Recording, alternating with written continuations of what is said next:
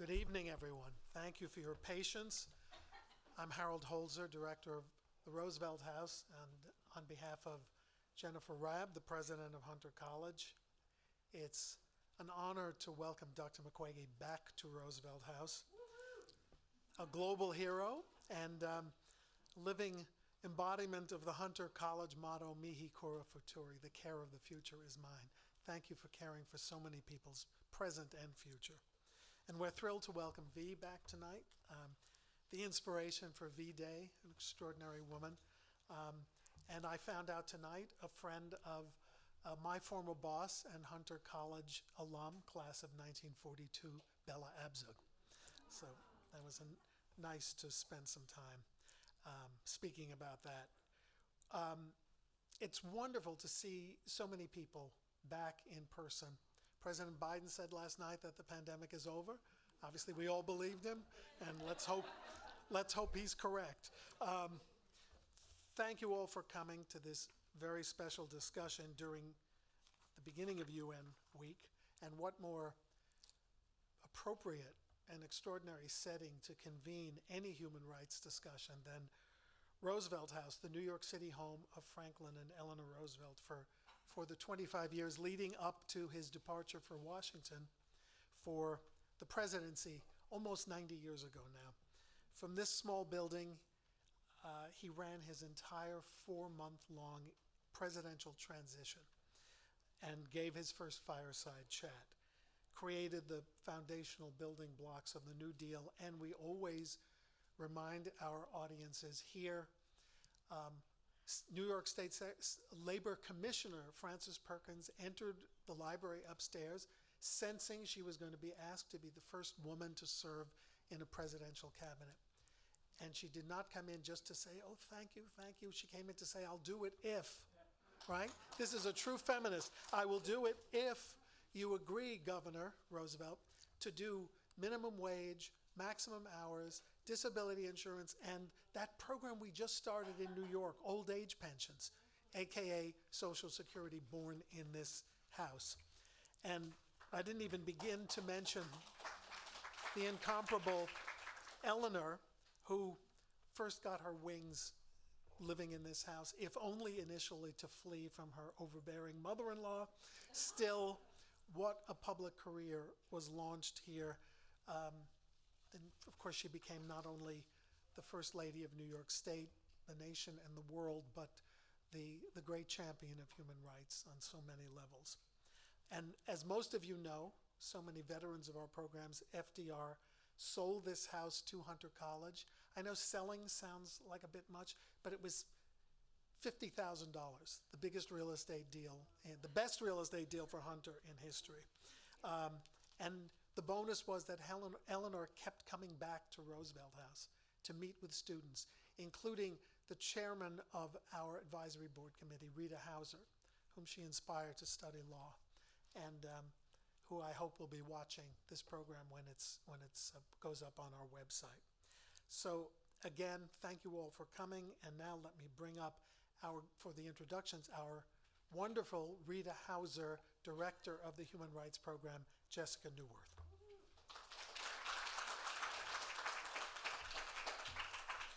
Thank you, Harold, and good evening to everyone. And thanks for your patience. I'm sure that tonight Eleanor Roosevelt is with us. Dr. Denny Mukwege and V are two people that she would have welcomed to the White House as well as Roosevelt House. And we're proud to continue the legacy of Eleanor Roosevelt in bringing people together, academics, advocates, policymakers, government officials, and extraordinary people such as Dr. Denny Mukwege, a Nobel Peace Prize laureate for his work against sexual violence in the Democratic Republic of Congo and around the world. Dr. Mukwege was with us a few years ago, just after he received the Nobel Peace Prize, and together with his co-laureate, Nadia Murad, he created a global fund for survivors of sexual violence. We were pleased to host one of the first planning meetings for that fund, which was subsequently launched at the UN. And Dr. Mukwege has gone from being a doctor to an advocate for the women in his country to an advocate for women around the world. He's worked in many countries and was recently in Ukraine to help support women victimized by sexual violence there. in that armed conflict. And V, formerly Eve Ensler, is another powerful global advocate for survivors of gender-based violence. V also has a history of connection with Roosevelt House and Hunter College. She helped us organize our students to highlight the plight of DACA students when that program was under threat, and staged a compelling speak out at Hunter College.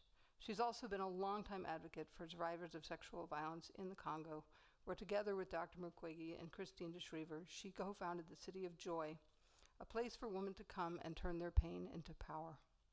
Her play, The Vagina Monologues, which sparked the V-Day global movement to end violence against women, has been performed many times here at Hunter to help raise funds and awareness on violence against women, which plagues every country around the world. It's a great honor for us to welcome Dr. Denny Mukwege and V back to Roosevelt House for what I know will be an inspiring dialogue. Please join me in welcoming them.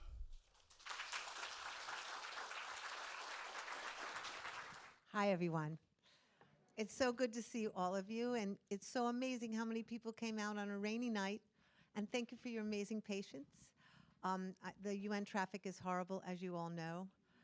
Welcome, my dear friend. I'm just going to begin talking a little bit about Denis.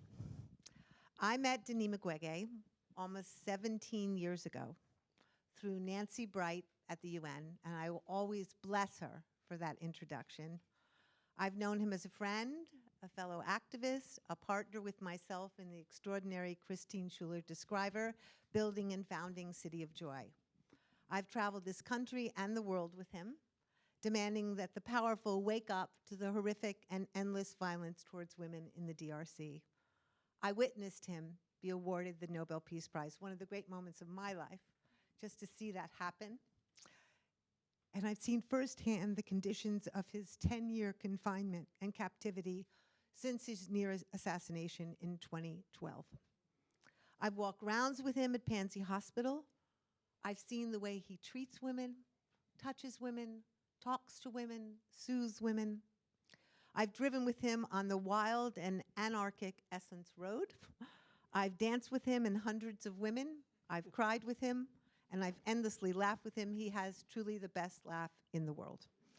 I've witnessed his indomitable determination to live for and because of the women of Congo, to heal their bodies and their families, to fight for peace day in and day out, to do all but wail into the world's cavernous uncaring to wake us to the millions who have died in the Congo, who are suffering untold poverty and horrific rapes and re-rapes. He's a visionary, a doctor. He's a global inspiration to men across this planet, a pastor. I even went to church, can you believe it, to hear him preach, okay? Which was really something, okay? Pushed all my boundaries, okay? A tireless activist, a man who loves the people of his country, particularly the women, enough to risk his life over and over, enough to live in a state of impossible confinement. We are so privileged and honored that he is with us tonight. So please welcome him. Thank you, Eve. Thank you so much. Thank you. Thank you. So let's begin with the basics. Just tell us how you are. How are you? Oh, what are you feeling today? Yeah, thank you so much, Eve. I want just to say that you did a lot for me. I still remember when you came from the first time in Congo. I was so depressed, and I was at the point that, for me, I just feel that I want to give up because it was very hard. But when I saw you here in New York and you told me, I want to visit you. Yeah, for me it was just, okay, she's kind and she wants to show that she can do something for me. But when she came at Panzi, it was for me the first time to see someone who really love victims, can touch them, hug them, and just give them the feeling that you are a human and I love you. And I think that love, if that we give to the patient at Panzi. You can remember it was a Saturday. We danced, and it was the first time for me to sleep after 6 months that I could not sleep. So she's really a friend of mine, and she supports me in many ways in what I'm doing. Thank you. Oh, thank you. Thank you. So we've been doing this work for a long time. Dr. McGeoghegan is doing it longer, 20 years. I've joined him 3 years into it. We were talking this morning at breakfast, and I was saying, like, what has changed? We know a lot has changed. He won a Nobel Peace Prize. That's changed, right? But what has changed in the political, spiritual, psychological reality of the Congo in the last 20 years? Yeah, sometimes I have this impression that nothing changed, but if we can maybe reflect and try to see the first things that I have impressions that really change is that women start to talk clearly when it happened. And this was not the case in 2000 when I started to treat women. It was very hard to women to talk about what happened to them.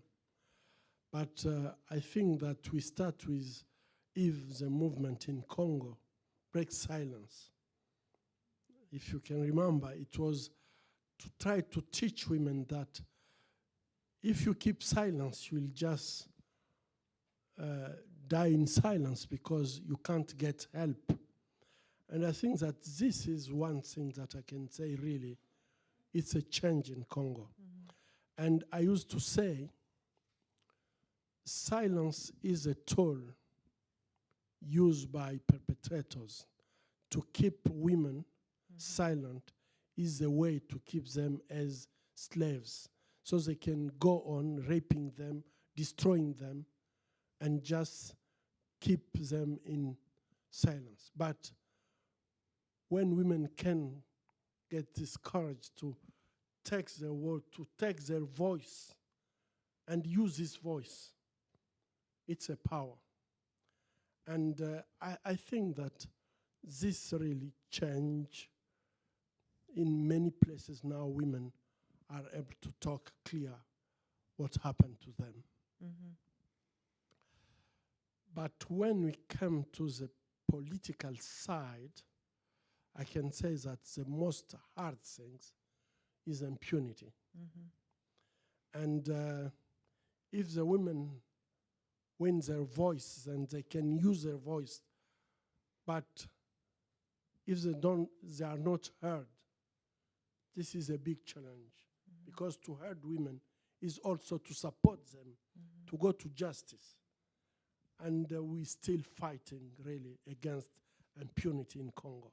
Mm-hmm. And we as organization, we are treating physically women. We can support them psychologically. At the City of Joy, we can train them to be leaders in community.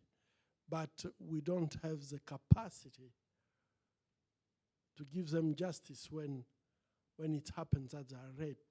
And I think there really we need to get leaders who can understand that we can't build a country like Congo without to get strong women who knows their right and use justice when the right is abused. Mm-hmm. And what is the political situation like? Is the war still going on? Tell us about what's happening there now. Are rapes still going on? The war started in Congo in 1996. And as maybe some of you know, the war started again by the aggression. Congo was invaded by Rwanda in the north provinces of Kivu. And at the hospital, we can see when there is a war somewhere in the region, we can just see that the number of victims of sexual violence is increasing. So I think the big problems that we are facing now in the region is we have many soldiers coming from Burundi, from Rwanda, Uganda, and maybe soon we'll get also from Kenya. And I think that to get all these soldiers in the area, and we have 100 army groups who are operating in the same area. And I think that to get all these soldiers in the area, it's not a good thing for children and women.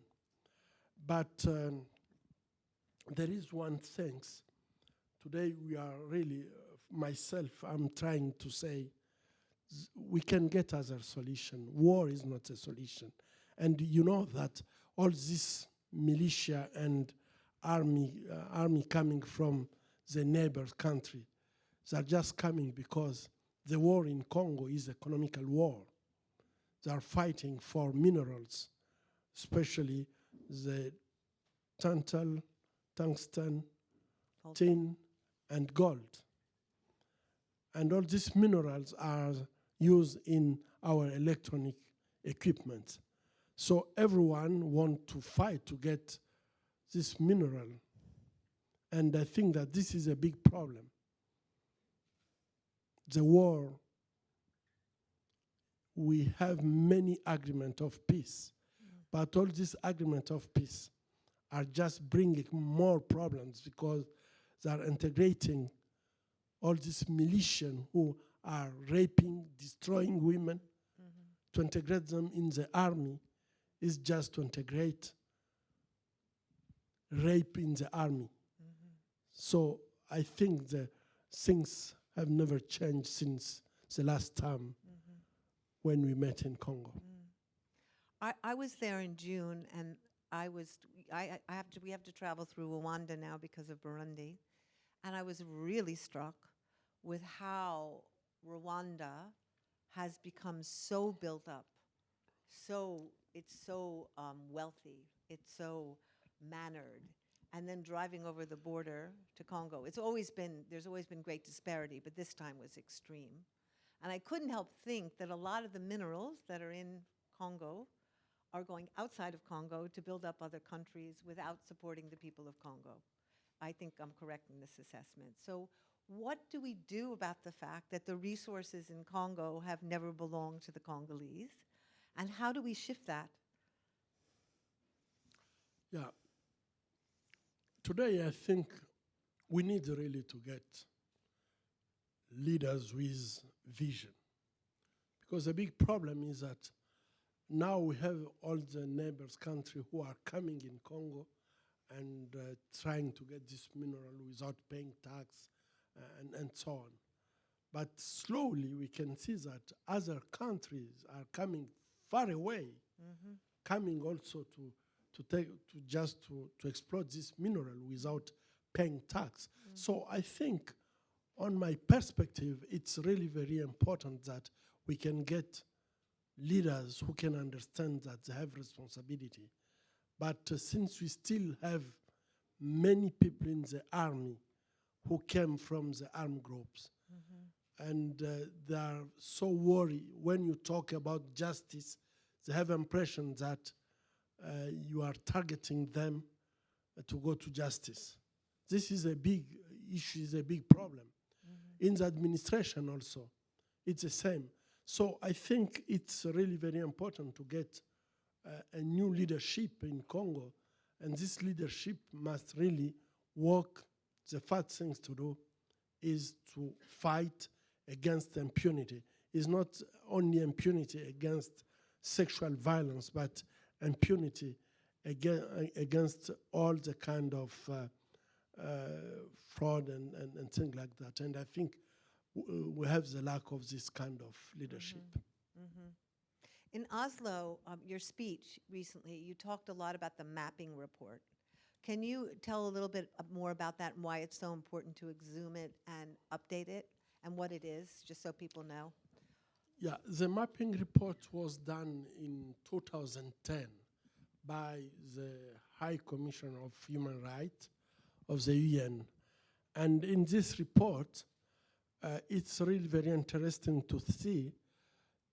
In the report, it's around 617 crime against humanity or war crime, even genocide crime. And all these crimes in this report should be, the responsible should be accountable for what they did. But the big problem that we are facing for this report is somewhere here in New York in the cupboard, and no one wants really to exploit this report. And for me, it's clear that if people can kill, rape, destroy villages, and just take the mineral resources of Congo, and they know that there is no accountability about this kind of crime, so why they can stop? So I think the world is spending a lot of money with UN soldiers, MONUSCO in Congo.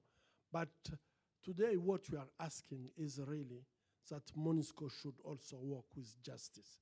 Because without justice, to get all the people who did this crime in the army and in the administration, without doing a vetting, to just take all the out of the army and administration, all the people who did crime against humanity or sexual crime, I think that nothing can work.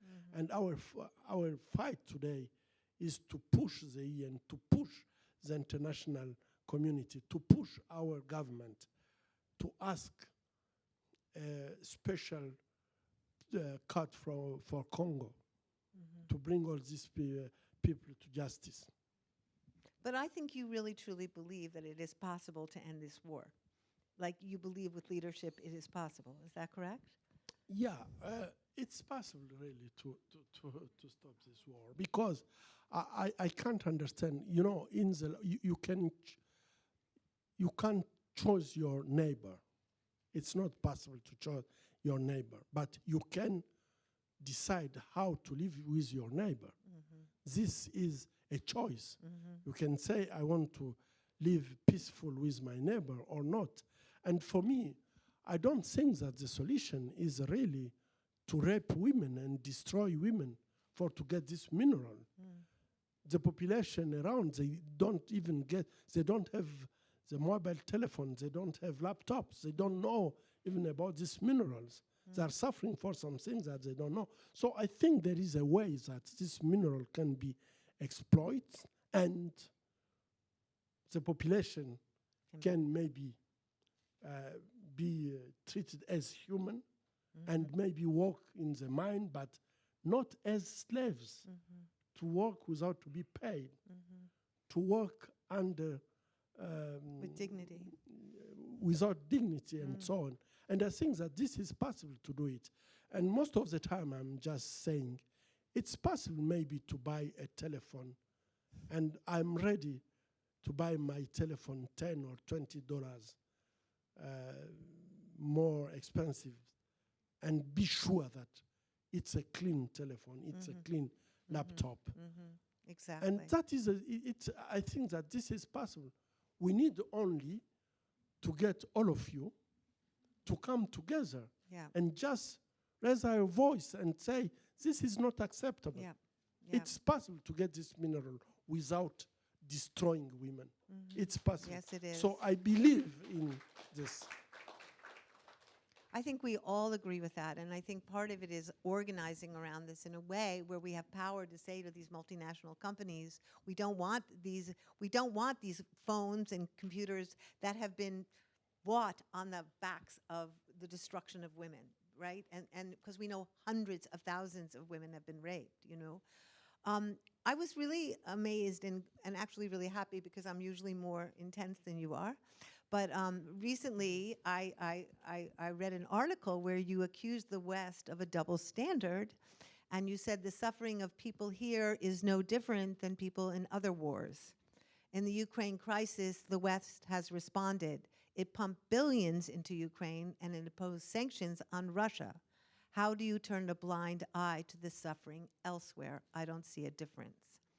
And I know I was feeling very similar feelings. Of course, we don't want anyone in the world to suffer, right? But I was shocked to see the outpouring. I remember during the Bosnian War, the outpouring of action and solidarity and money that went into stopping that war. The war in Congo has been raging for 20 years. How many longer? How many millions have died? How many women have been raped? We have never seen that kind of reaction. So I would like you to just talk to me why. Why do you think the West isn't responding like that? Maybe I'm not the best person to give this answer. We have the West who can respond to this question. I think that really, it's so sad.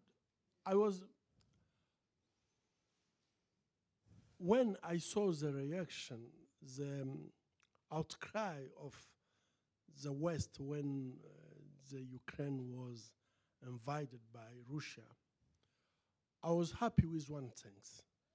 I discovered that there is a possibility to react. And because before I was thinking maybe, but there really I saw that there is a capacity to react. There is a capacity to do sanctions and to just give a lot of money in 6 months, billions of dollars. And myself, I was in contact with the government of Ukraine, and we send our team in Ukraine to try to support, because it's normal. If the suffering is universal, and I think that the way to respond to the suffering of people should be also universal. We can't solve the problem differently if it happened in Africa or in America. And ourselves, we sent our team to give our expertise in Ukraine. And I think this is a way that the world should walk. When someone did things like that to just put others in suffering, he should understand that the world will not accept. But the big issue today is the outcry is in Ukraine, but in Africa it's like it's normal. Exactly. And this is really something that it's not acceptable. I have to say it's not acceptable. You can't give me any reason. I don't want to accept racism. I don't want to accept discrimination. I refuse to accept all this. I think that we need to react in the same way when it happens that people are suffering everywhere on our planet. We should get the same reaction. Absolutely. And I think what happens, and having been in the Congo now for almost 20 years, it's when you don't react and you don't rise up for people who are being destroyed systematically, then they become destroyed people in the world's eyes. And they become erased in the world's eyes, and they become nothing in the world's eyes. And then things get worse and worse, and more terrible things get to be done to them, and it becomes cyclical. And I think one of the reasons I love you so much is that you have continued to stand up and say, no, I will not accept that racism is going to stop people from caring about the people of Congo and the people of Africa, because there are so many wars going on right now in Africa, or the people of Syria, right? Or the people, we can go down the list. Like, why hasn't the world intervened in all these places except where people are white? And that's a real question. And all of us have to look in our own souls and say, why do we respond when people have the same color skin as us, as opposed to responding when they're human beings? You know?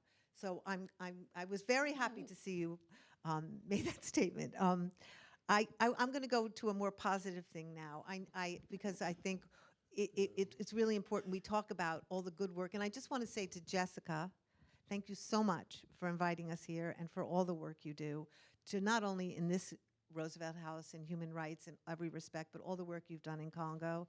And thank you, Harold, for inviting us here. I really love this place, and I love these conversations because they're intimate and they're close and they're connected. But I know the Pansy Foundation has been doing wonderful and profound successful projects over the years. And I think it would be great just to share a few of them so people know what's happening there, because there are amazing things happening. So Yeah, I think that the model that we have at Panzi, if I can just try to talk about it, I'm sure that what you are doing at Panzi can respond to the, what can I say,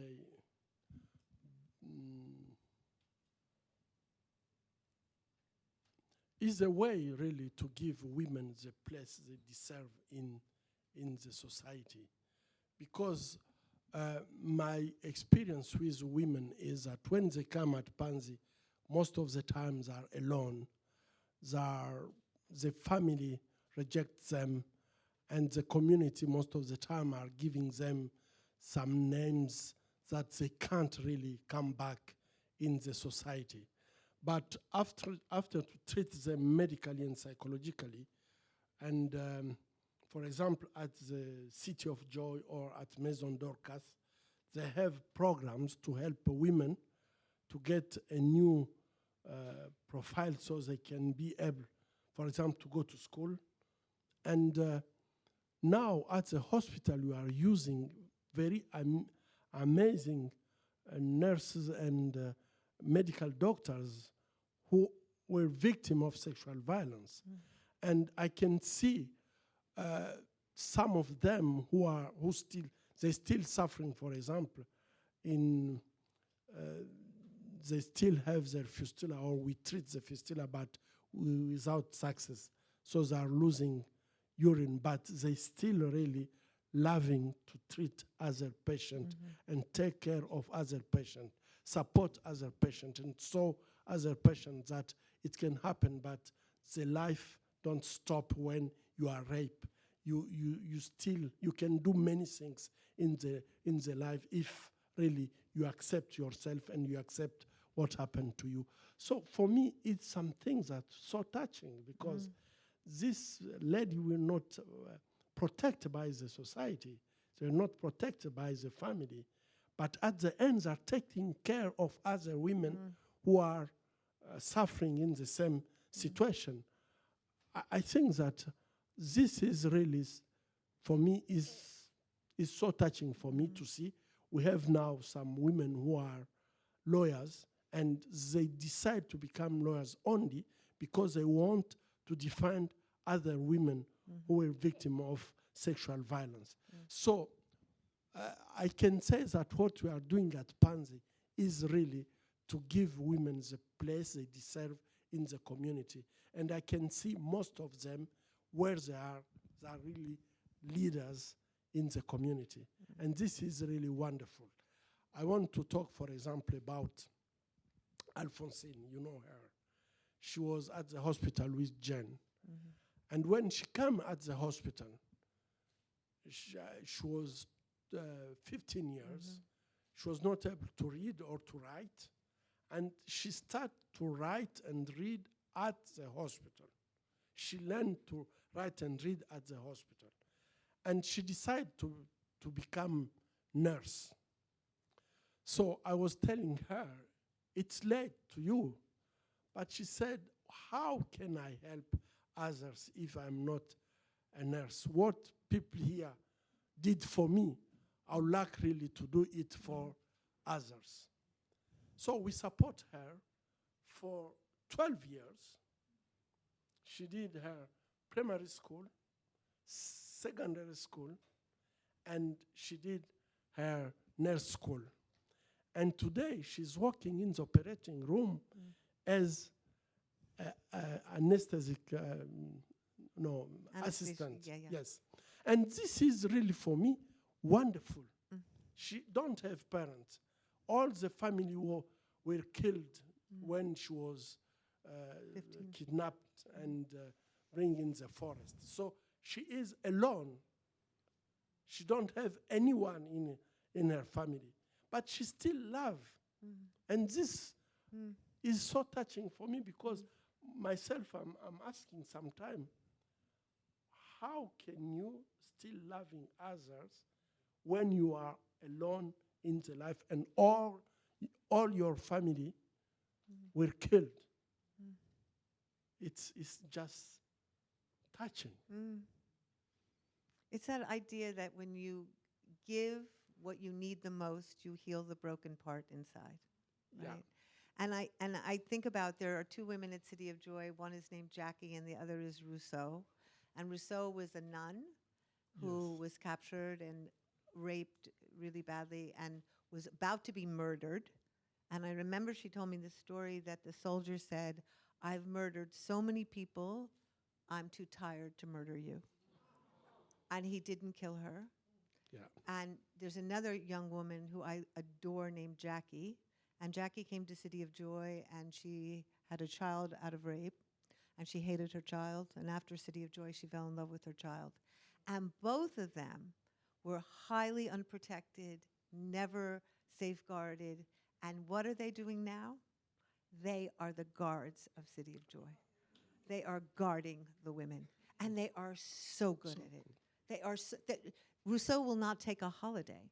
She will not take a day off, right? She is that devoted, right? So you see this incredible beauty of people transforming their pain into love, their pain into service.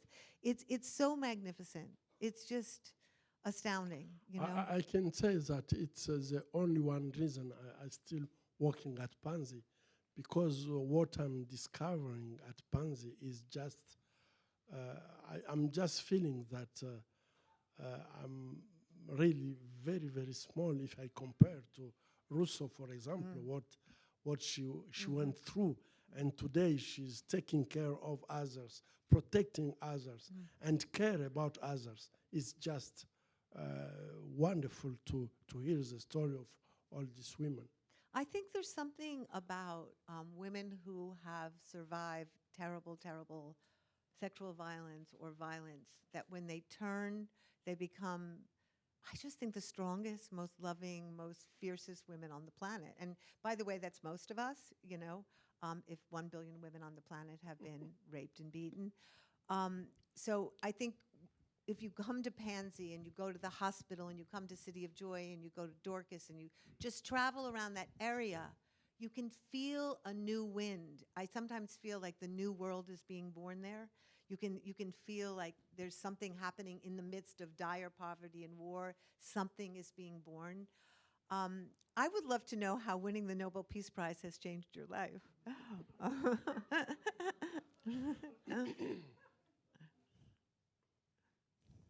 Yeah. I don't know really if my life changed. I don't know. But the one thing that I can say is after to get the Nobel Peace Prize, I have impression that I have more platform to talk about the situation in Congo. But what I can feel that is a little bit, for me, discouraging is that I'm talking and I'm receiving some response when it comes to treat the consequences of rape. But when it comes to talk about the root cause of this situation, you have impression that people don't want to talk about it.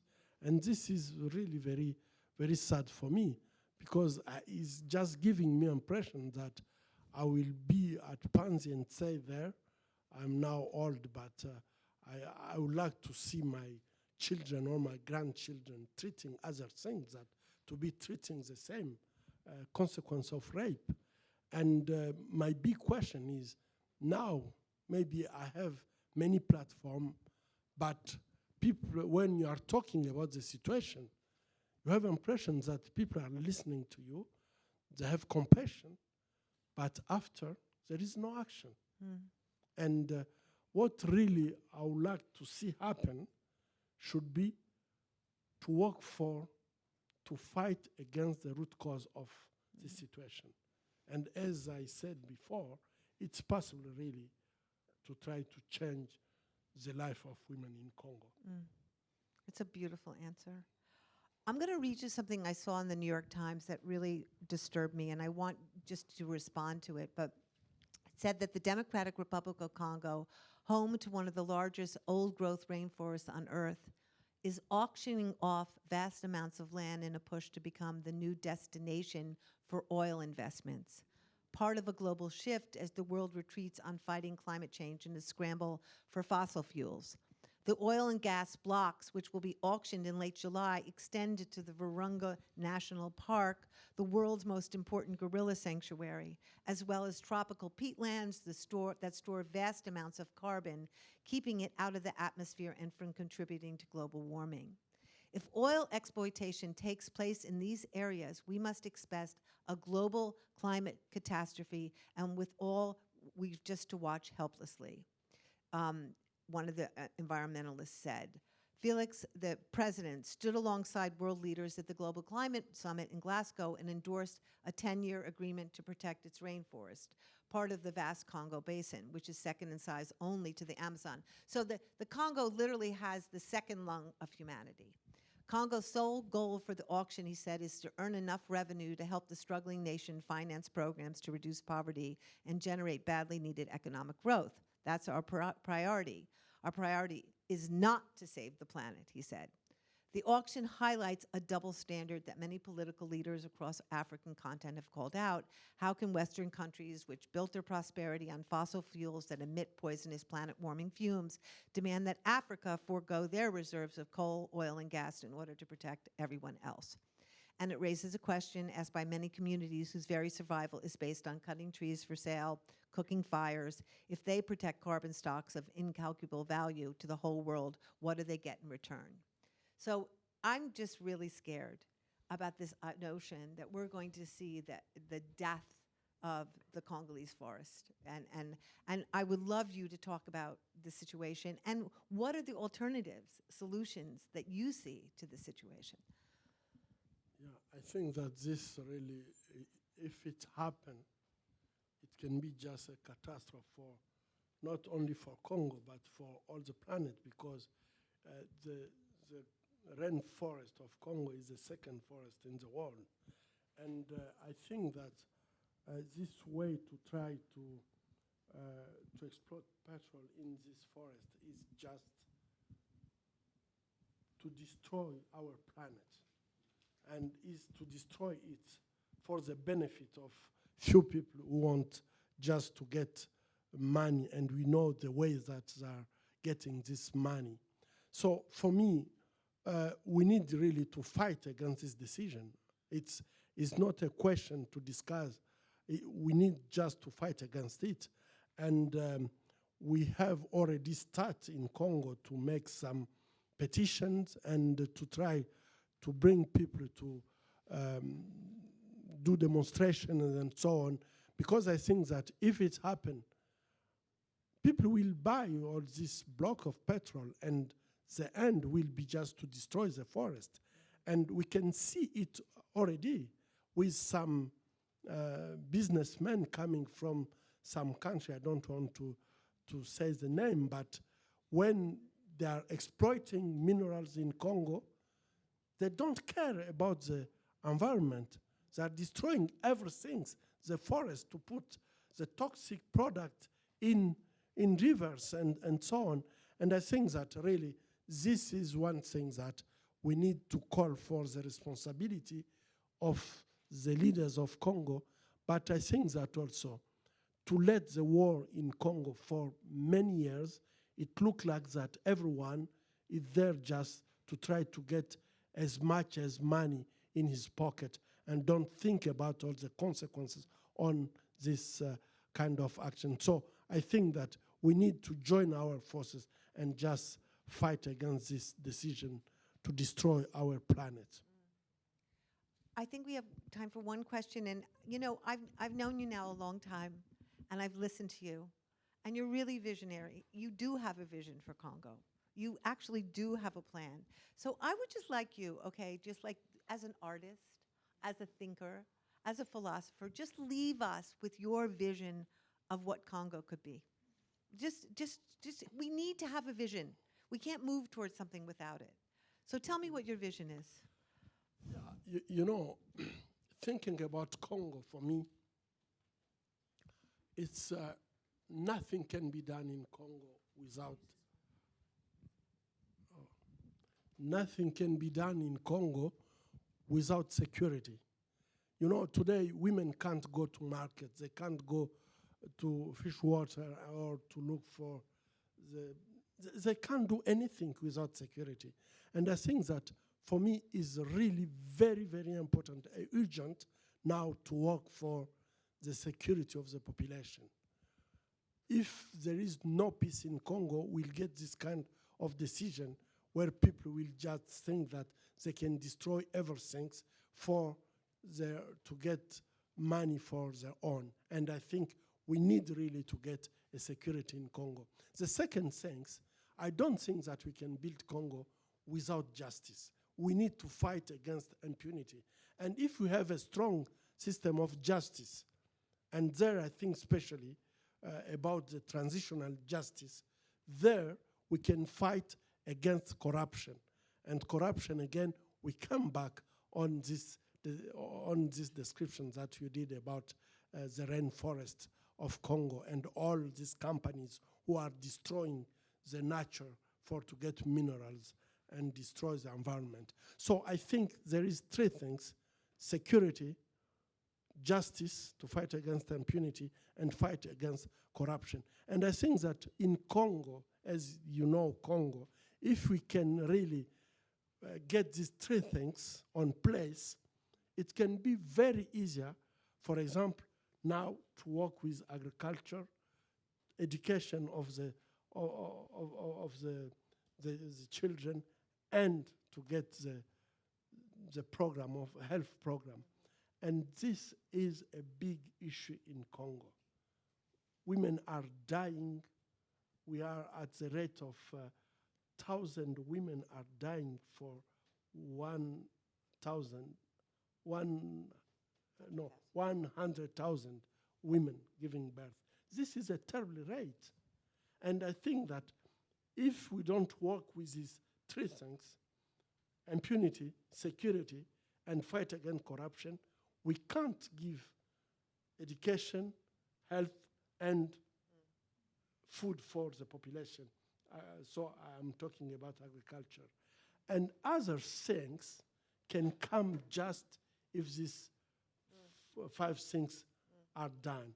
And my dream is to see Congo a peaceful country where people or where women can be free to travel without worry about their own security, where children can go to school, and where we can really reduce the maternal mortality in giving women a good health and support.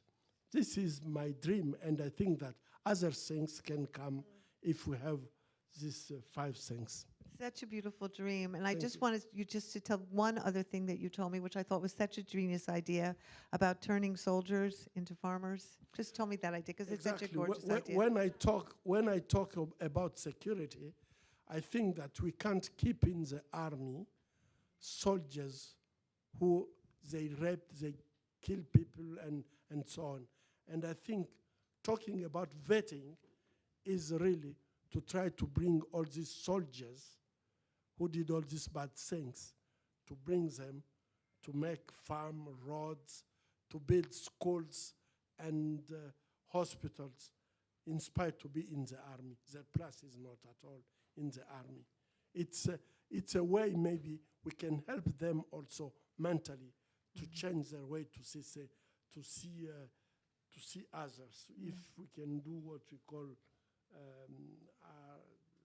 thérapie par le travail, I think that it's possible really to change this army and get an army that can protect the population.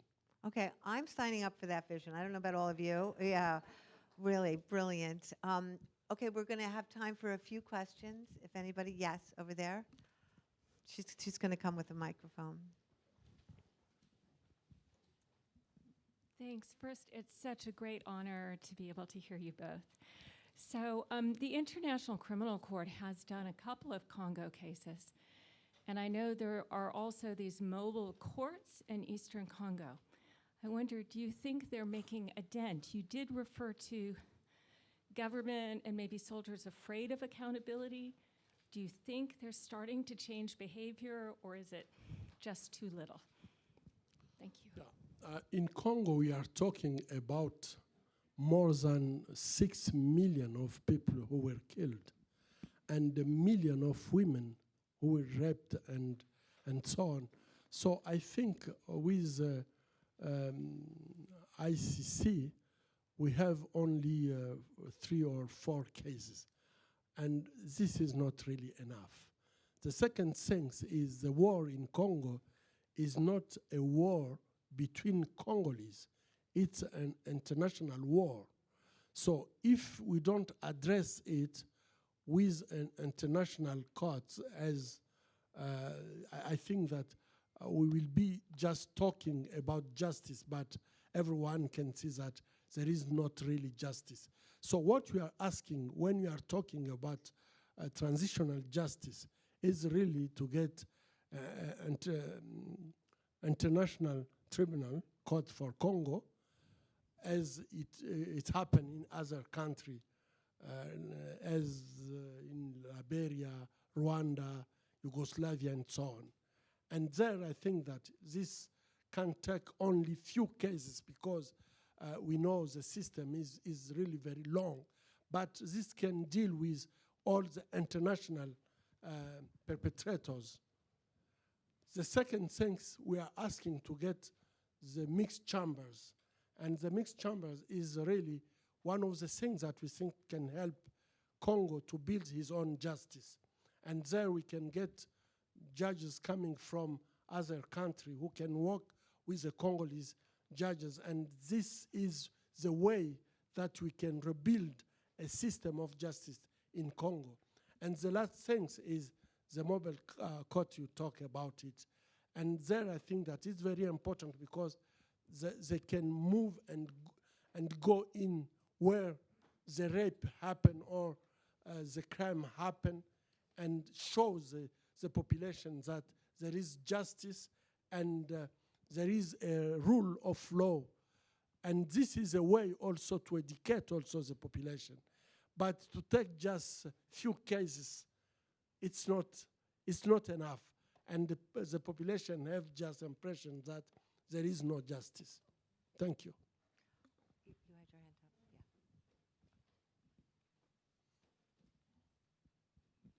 yeah. Hi, thank you. I'm Harriet Cole. Thinking about where an African country has been successful, we know South Africa, right? There was one leader against so much money, you know, and they were able to turn that. When you say that this is electronics, we know that our world lives on electronics. Everybody here has a phone. How do we get the world community, the business community, the consumer to decide that A, we want to learn about what's happening, and B, that we perhaps would give up some of these what have become necessities in order to care about humanity. Because there isn't one person, we don't have a Mandela to go to, right? So how do we organize around this when human nature says I'm greedy and I want what I want? Yeah, I think that it's really very important to think about consumers, as you said. And you have the power, and you can use the power that you have. I think that today the big problem of Congo is when we talk about the new technology, everyone have impression that we can't live without the new technology. And if you don't have your telephone in the pocket, you have impression that you lose something and you can't really. So, but I think that talking about this question and bringing people to be aware about what is happening, because I can tell you that what we are talking about is not something happened 10 years ago. It's still happening even today. People are killed just because there are people, because we need all of us. We need to get our telephone and our laptop. So I think, for me, it's really very important that the consumer can be informed. But the impression that I have is that this information is not going through the population. It's like the information is somewhere. People don't want to talk about it. But please, talk about it, because I think that you are going to save life And if you talk exactly about this. I also want to say, Harriet, that there have been campaigns to stop using, and they've caught a little bit of fire and then they die out because of people's unwillingness to make any kind of sacrifices. And so part of it, of what we're facing in the world altogether right now is, what are we willing to sacrifice in order to save ourselves, right? And to save the people who aren't right in front of us, but who are dying because of our luxuries, right? So I think if you initiate something, if someone, the more people who just decide we're going to start initiating things, because we know how it happens, someone starts and it goes, then it will happen. Everybody in this room is responsible for the lives of the people in Congo. We are a world, we are one world, we are inseparable. What we have that gives us pleasure, that makes our lives better, is killing people somewhere else. And if you don't vet and find out where your pleasures and luxuries are coming from, that's on you. But the truth of the matter is, we're all hooked up. When that young girl, when I first went to Congo, when this beautiful girl sat on my lap, she was 8 years old, and she peed on me because she had been raped so many times, I realized in that moment that my phone had done this to that child. It was such a scary reality, and it went all the way through my body. And it's like, that is the truth. Like, all of this stuff is hooked up, and we are responsible. And we can pretend to cut it out, but that doesn't save lives, right? People keep dying, so thank you for bringing that up. I don't think we're going to be able to take more. You were burning. Go ahead, one last one. Okay, she's bringing the mic. Hi, I'm Yael Danieli. We know each other, and we met too. You did build a city of dreams, you know, the Golden City, no question. But when we asked you about your dream for Congo, and for Africa actually, I returned to the question I asked you before. What about cultural education? What about social justice? How come raped women, not only in Africa, but in Africa it's almost a part of the, integral to the ideology, that a raped woman is like garbage. Nobody wants her, nobody wants to be with her, even her family, her husband, etc., and even the church. And so my question is, as part of the dream, I would like you to add to your dream education for social justice in the churches, in culture, somehow to shift the culture where the perpetrator is not brought to justice, but the woman has a life sentence. And so do their children, and so do her children. Yeah. What? I think we are working a lot on what I call the positive masculinity, and it's just to bring women and men to discuss in the society, and I think that the ways that we are educating our children can have consequence on what our children will do when they will be adult. This is right. And we have a program on this question to work also in schools and so on. But I think when it comes to the rape as a weapon of war in the community, it's what is happening in the community during the peacetime. When we have peace, it's happening in the community that women are raped and so on.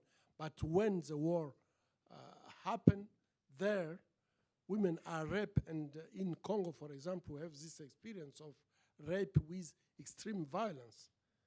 So for me, I think that we need really to work on this side also to show that women are not responsible for what happened to them, And to be also, excluded. and if I can just echo something, you know, at City of Joy, when women return home, they are literally leaders in their community. They may be exiled when they go, but when they are returned, they are leading their communities. That all changes. I can't tell you how many times I've seen fathers at graduations who are like, oh my God, my daughter is it. She's the bomb. I'm following her now. So that culture change is happening, and it's happening because women are being born into their power and born into themselves and born into a community with each other. We're going to close now, but I just want to say there's plenty you can do. You can get involved with the Pouncey Foundation. If you want to be part of Dr. Mukwege's dream, okay, which will take various forms in the future, which we'll be announcing, you can sign up on a mailing list and be part of his dream, because we're going to support his dream in various ways, okay? And if you want to support his foundation, you can go online to panseyfoundation.org. Yes.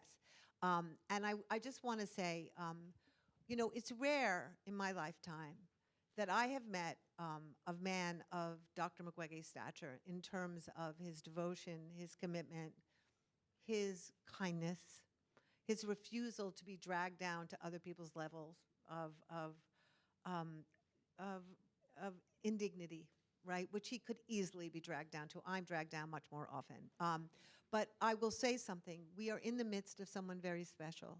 And if you really feel that, please do something. Please act, because he's been doing this for 20 years. He's been traveling the world speaking for 20 years. All of us need to do something. It's time for no more talk. It's time for action. So when you leave here, find out what exactly you're going to do to change this situation. And thank you, thank you, thank you from the bottom of our hearts.